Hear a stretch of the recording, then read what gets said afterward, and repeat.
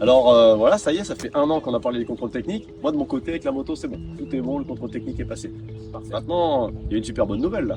Exactement, c'est la circulation en interfile depuis janvier 2025.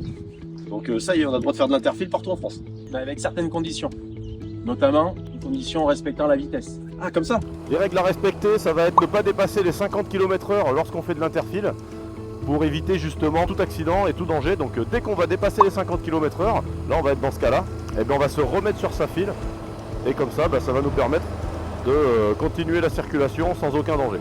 Exactement. On doit se positionner entre les deux voies les plus à gauche de la chaussée, d'accord?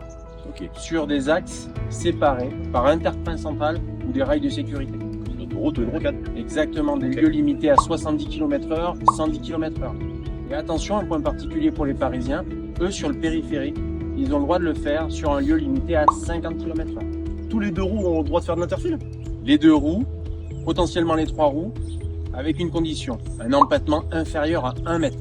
Tout ce qui est trike, sidecar, on oublie. Et alors du coup, si on respecte pas les règles que tu viens de me donner et que j'ai envie de créer ma propre interfile à moi, qu'est-ce qui se passe? Celui qui ne respectera pas cette réglementation de l'interfile, il encourra une contravention de 4e classe, avec une sanction à 90 € et un retrait de 3 points. Eh ben écoute, on va essayer de faire au mieux et de pas se mettre en danger surtout.